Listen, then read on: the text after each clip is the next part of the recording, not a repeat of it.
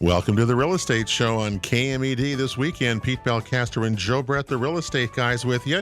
You know, we get together once a week with you to talk about issues facing real estate and trying, of course, want you, our goal, to be a good real estate consumer. It's the biggest investment you're going to make in your life, as you well know. And gosh, the market right now is the end of the year.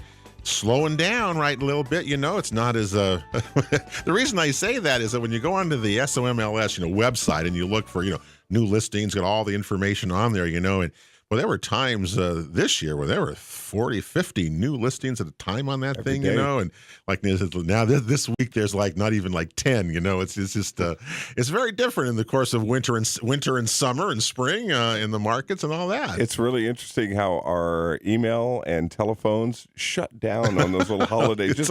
Usually it's just a 2 or 3 day weekend kind of cycle, but it's really interesting. But when you hit this time of year, people are just kind of hunkered down, and unless they absolutely have to get up and move and make that transition, they're pretty much happy to be where they're at. Well, here we are at the end of this year, the new year coming up, and the Jackson Soil Water Conservation District doesn't really slow down. You'd think that maybe in winter, things would slow down out there, but that's really not the case. And who better to talk about that? Lori Tella.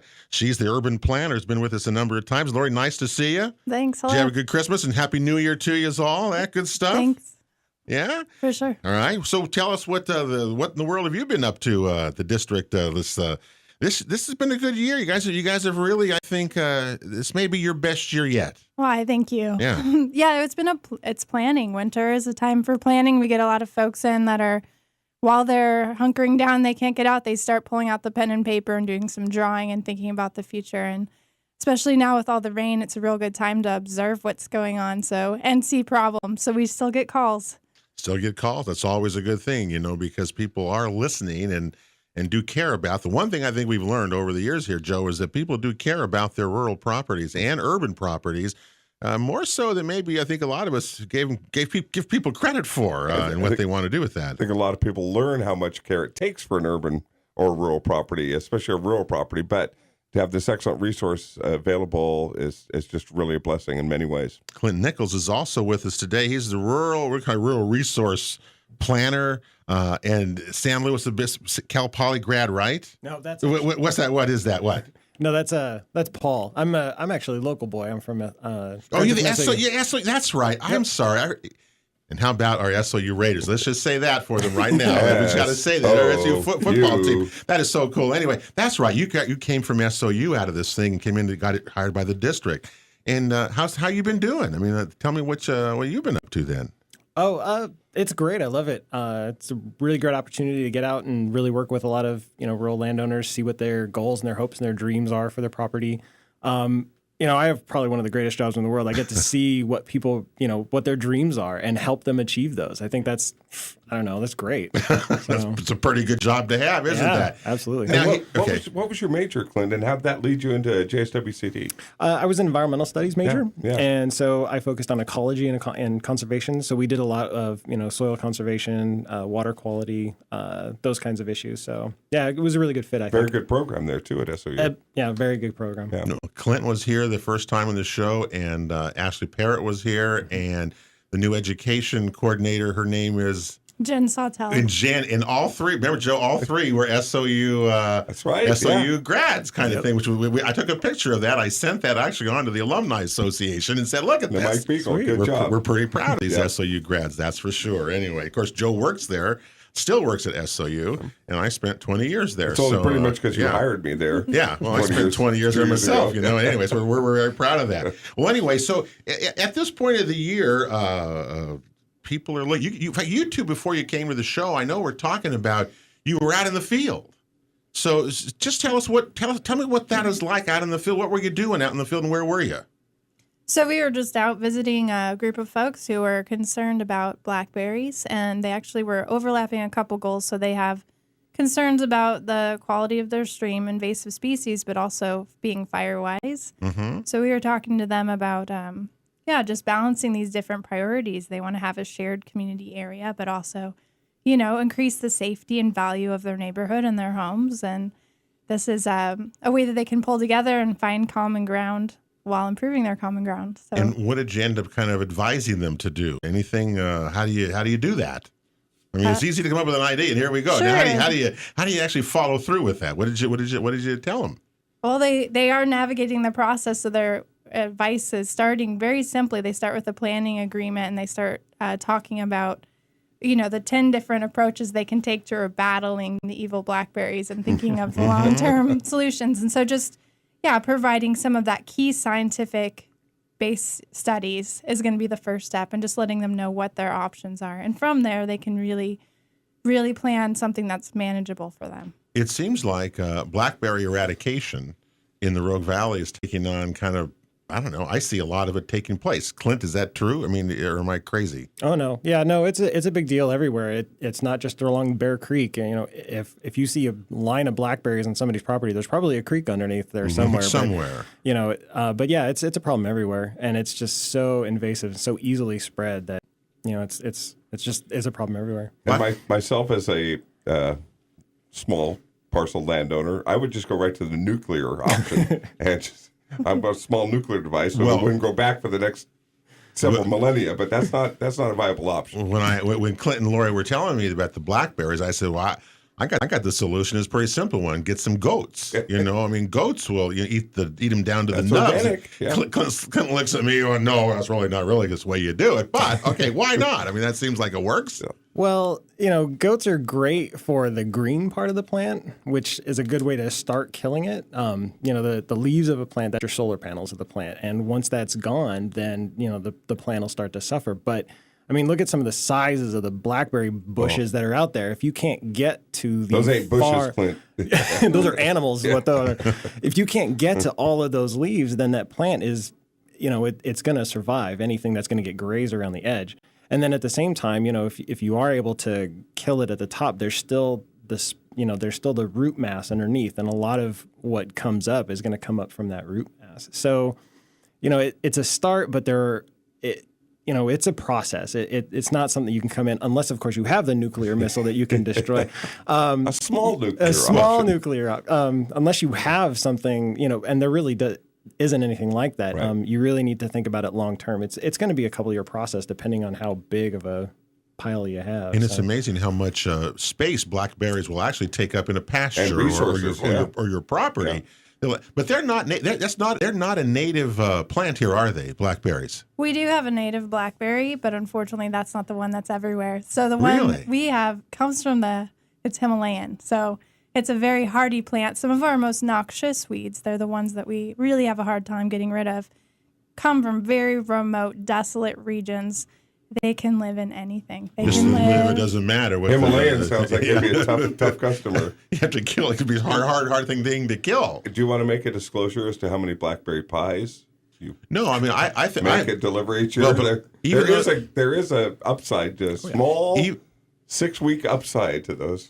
Even though you've got to eradicate them, they certainly do take up a lot of space, and for pastures and for landowners, they're probably not the best thing to have around. Mm-hmm. And I can see a lot of people trying to get rid of them along the creeks. It makes them safer.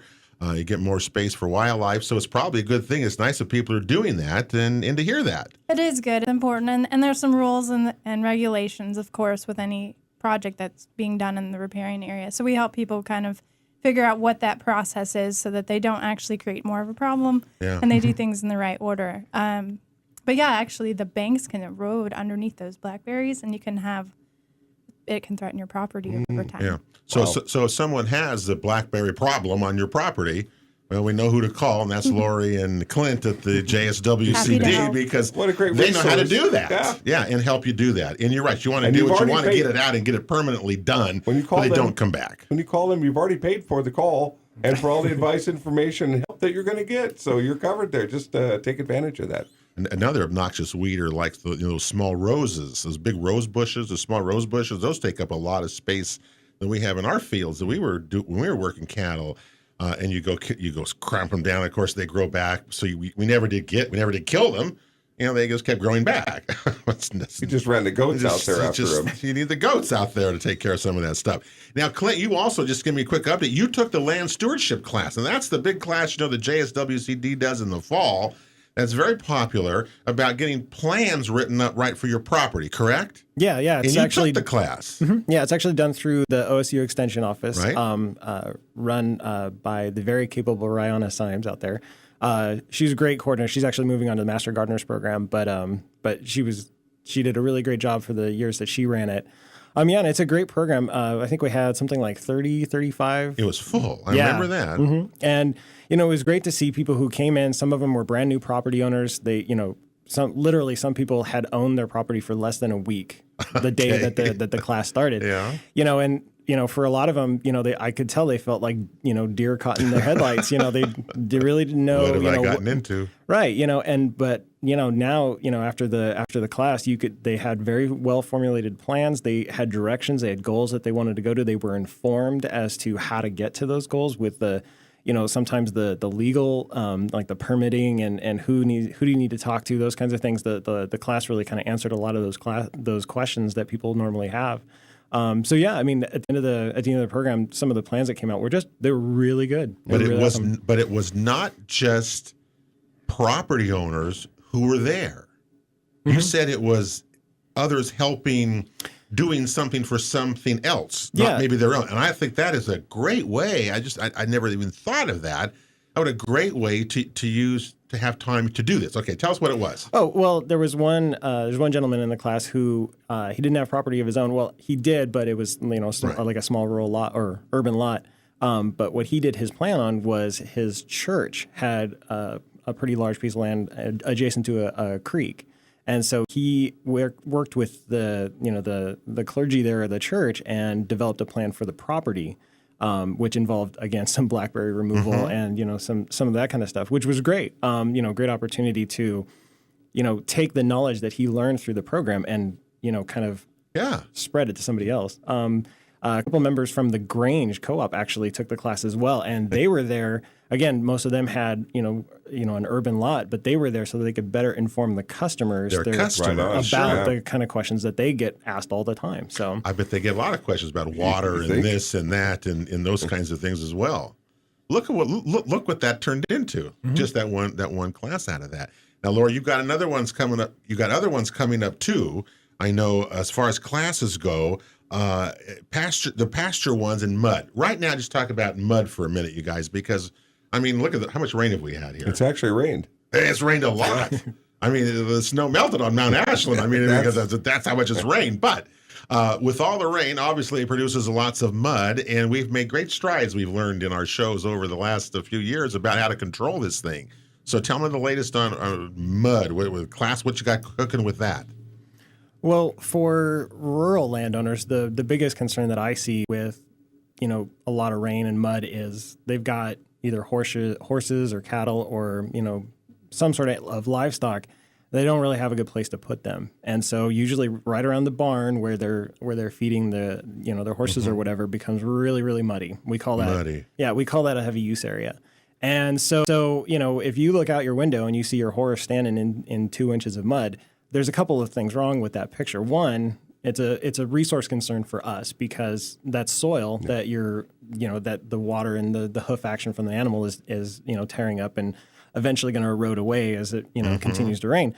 But at the same time, it's also bad for the horses or the cattle as well. They can develop certain diseases by standing in that standing water. And so one of the programs that we have, one of the advantages that we have, we give a lot of technical advice on how to kind of shore up those heavy use areas with, laying down gravel and basically road cloth to kind of allow that water to infiltrate down into the ground instead of pooling and creating that muddy muck. Sounds like it's similar, Lori, to what we use down at the North Mountain Park when we're talking about non-porous surfaces. Is that kind of the same idea here with mud for animals, is to mitigate that and with new, just different types of materials that you can use now?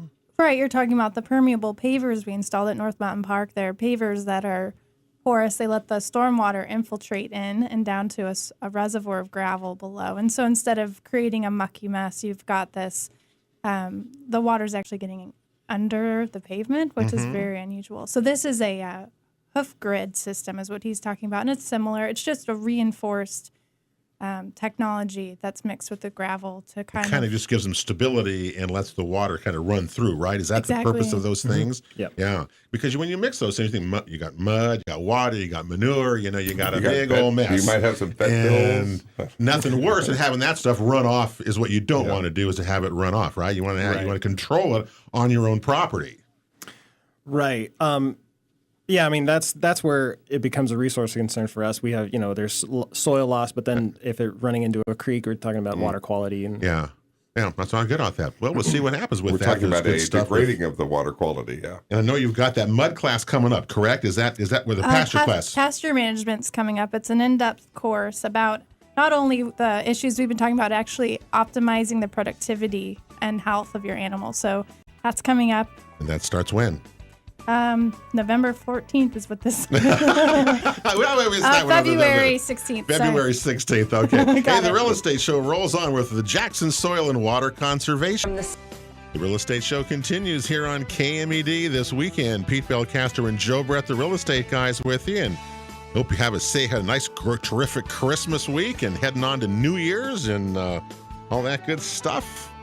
I like that this time of the year. I don't know what it is. What is this? The holiday season. Of course, it continues for us until the Super Bowl, so we still have several weeks to go after this. Yeah, they invented it, but it was too short, just Thanksgiving to Christmas. So we just had to We've expanded that a little bit because it's just the goodwill and the feel of the season. Oh, the goodwill and the feel of the season. Yeah, That's what it's about. Yeah, we go from Halloween to the Super Bowl is our holiday season around here. So anyway, we got a ways to go. And yet. you don't have to wait so long for it to come back. Well, welcome, everybody. We've been talking today with Clinton Nichols, the rural resource planner for the Jackson Soil and Water Conservation District, and Lori Tella, who is the urban planner for the district as well, here on the Real Estate Show. Today. Anyway, glad to have you with us here. Now, by the way, before we left you right at that last break, I want to say that pasture management class begins on February 16th, and you have until the 23rd of January to sign up for that. That is a terrific course, and it fills up, and so we hope people if you have some rural property, that you've got some pasture land around you, this is what you need to do to know how to manage it correctly. Now, another thing I've never heard before, Joe, is I've heard the word holistic. I've heard of holistic health, right? You've heard of that, right? Yeah. Well, pretty much. According to Clint, we now have holistic management of our property. Now, I don't know what that means. It sounds kind of odd when I first heard that term. So tell me what holistic management means of managing property. Well, it's looking at the property from a whole farm or whole ranch perspective, being able to evaluate the property and all of its potentials, and then being able to kind of coalesce all of that into a plan for the property. You can kind of think of it as developing sort of, people talk about having a business plan for their their shop or their practice or whatever. Well, this is basically a business plan for a rural property that you're going to use for commercial properties or production purposes. So, so instead of just sitting there, living on the property, you have a plan for it. Yeah, I think so many people, they think, well, I have this rural property and I got some cows and maybe I'll make hay or whatever, grow hay. But if you really want to be a producer, then you really need to approach it from a business standpoint. And I think so many times people kind of walk into that kind of a business, whereas taking it from a holistic standpoint, it allows you to really kind of plan for those kinds of things. And kind of to that end, the district is kind of hosting a holistic management course. And that is coming up in January. The deadline for registration is on the 10th of January. And so the class itself is actually it's 5 days broken out over 6 weeks. And it's actually a pretty good value. It's $100 to register for the class. It's valued at about $800. So through working with the district, we're actually able to secure a pretty good price for that class. And the advantage of the class is you can actually walk out of that with sort of developed a business plan for your property. So if you have that ranch, you have that 20 acres of pasture, and for the longest time you've been running a cow-calf operation or whatever, but you're not really sure, you're not really making any money, you're just kind of breaking even. This is the kind of class that you can take that will help you kind of take that to the next step, so that it actually you're making money, you're actually generating an income for that property instead of just living off the land. And I got bells going off thinking of clients who have small farms. That's a burgeoning industry, the wine industry, agriculture in itself. A lot of those lands are going to be really desirable. If you are not maybe going to, or say you're at the end of your time on a rural property, if you can get it up to a really good functional standard, it's going to increase the value of that, because there are people looking to come to move here and to grow things, everything under the sun pretty much, and the GMO free and all of those things that are lining up in the wine industry that has kind of anchored this new agriculture boom here locally. Having your property ready and in great shape could mean you could exchange it and pass it on to somebody in a way that you can sell it. It would be worth a lot more money than if they had to come in and make all those changes and do all those things themselves. Absolutely. And even if, the person that you're leaving that property to is just your kids or, somebody else in your family, sometimes when these properties are left to the next generation, they're almost a liability because there's so much work that needs to be done to bring them up to, some sort of a level where they're sustainable. Where you live there. I'll bet you there's been a ton of properties out there that people have lived on them for years and decades and still have not done anything with them. So that might be a good impetus. You're right, that the value of the properties will increase if you're showing that you can have some income from them. I mean, you're going to get a lot more money from them in the end, as opposed to the other thing. Just if you have good manageable pasture land and good manageable area there that they don't have to come and do a lot of work to get in good shape. Now, one of the things you've also been doing now, Lori, is Stream Smart. Now, I know that the district works a lot with with watershed councils and stream flows and all the kinds of things we talk about water. So what is Stream Smart? Why do I need to know that?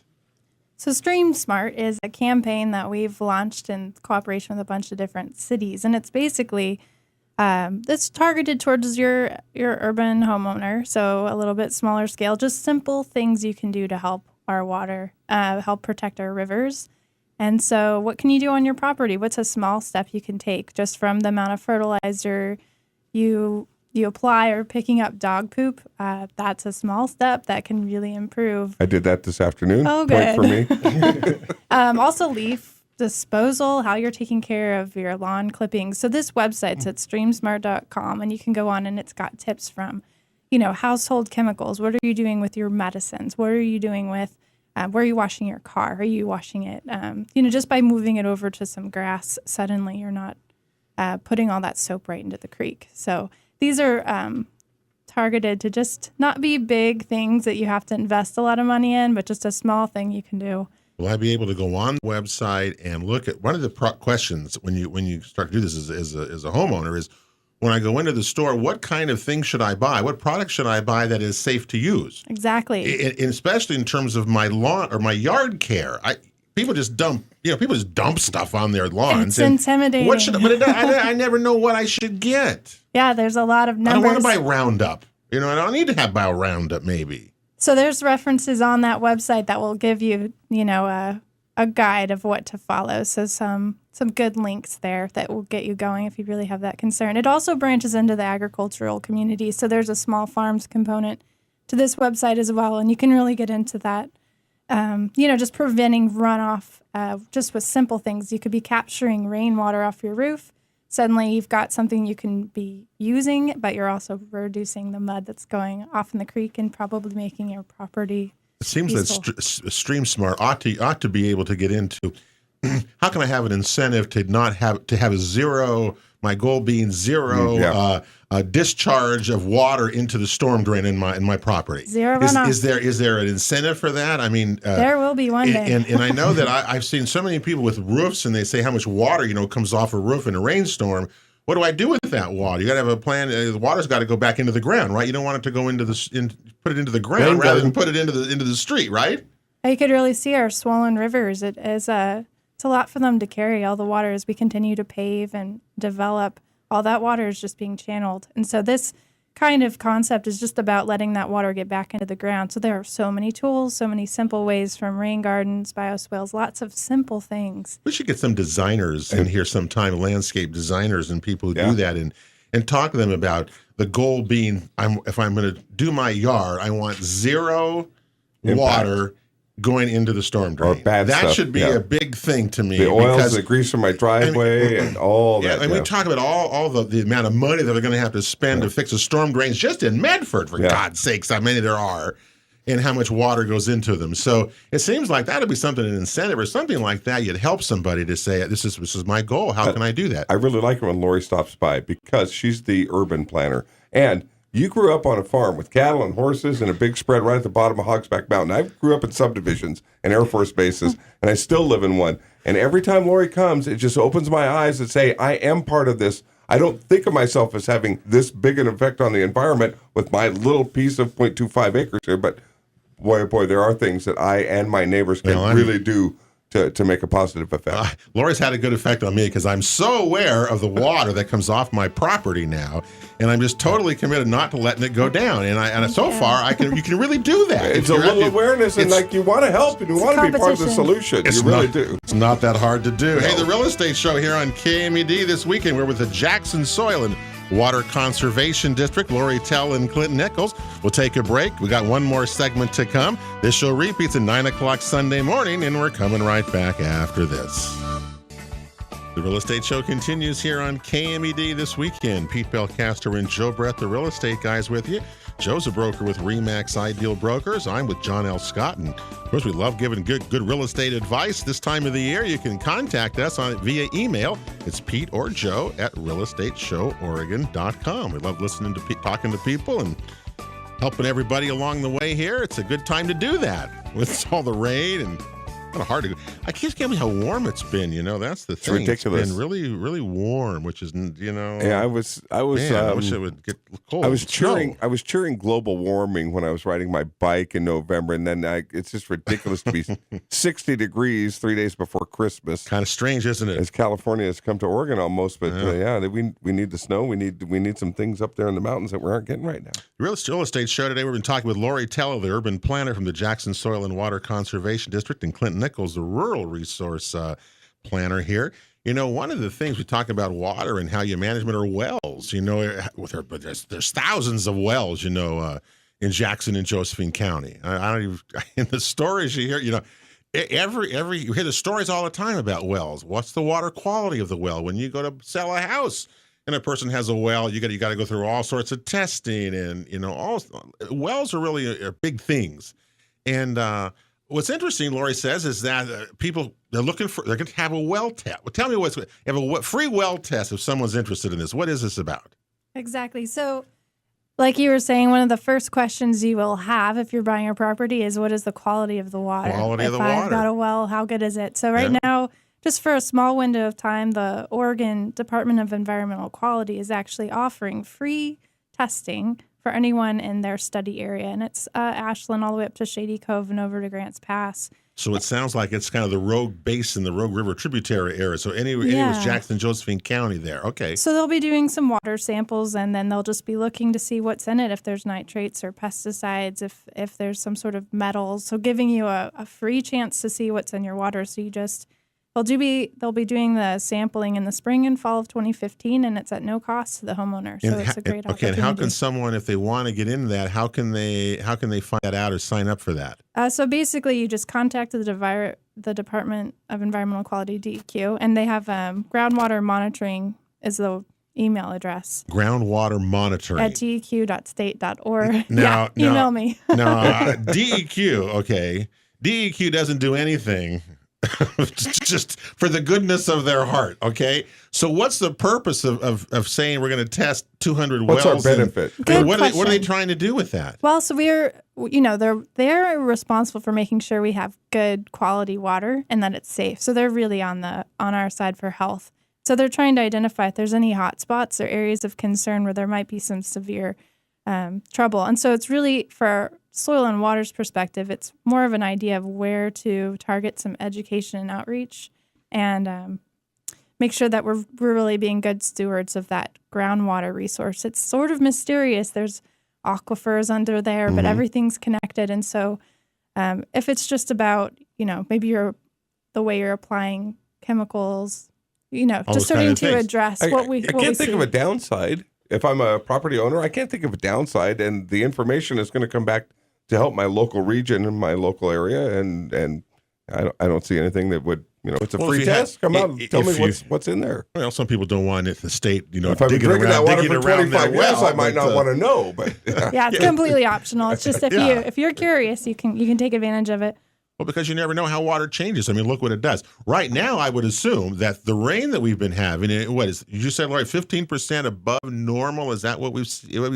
That was in December. Like the Water Commission said, you know what, it's not we actually did get a lot of rain.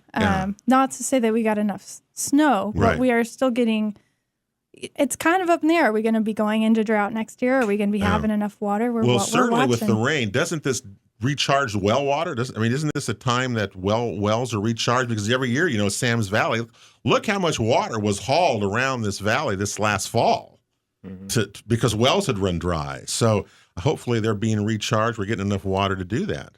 I hope. Well, who knows? I mean, if we don't, we're really going to be in trouble. An interesting thing this week, did you notice, I think it was the Mail Tribune it was a Tuesday of this week, ran a story on the 50th anniversary of the Great Flood of 1964, and some of the pictures they had then. Boy, we're certainly much better prepared today, aren't we? Highway 62 bridge at Shady Cove. That was an amazing picture. And aren't we better prepared today for flood control anyway? I mean, than we were in 1964. Probably not if that event happens. But are we out of the drought? And so, Clint, I would do this if I knew this. I didn't know that you could do this. The reservoir levels are right. So what's that? What does that tell us? And tell us right now. The Talon Irrigation District, they actually have a really useful link to the Bureau of Reclamation's website that shows the current reservoir levels of all the local irrigation reservoirs in the area. So Immigrant Lake, Howard, Hyatt, Fish, 4 Mile Lake. And so it's all real time. And so you can go there anytime. You can see what the level, I don't know if it's real time, but it's within the day. Yeah. And you can log on there and you can see, what the reservoirs are like. So right now, or as of, I guess it would have been Monday or Tuesday, Immigrants is looking pretty good. It's trending up, but it's over where we were last year at this time. Over, okay. Yeah, but both Howard and Hyatt reservoirs are very low. Are still low. Very low. And I think what's going on there is a lot of the water that would normally be getting caught there is actually being allowed to pass down through to Immigrant Lake. Exactly. Fish, 4 Mile Lake, they're actually not doing quite as bad. But again, it's still early in the season. What we really want to see is we really want to see the snowpack.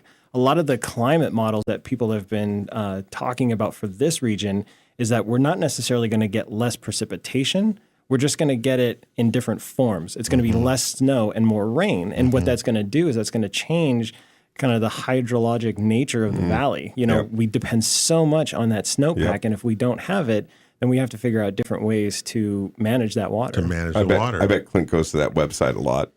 You probably Your reclamation reservoir levels every day. I'm kind of a water nerd.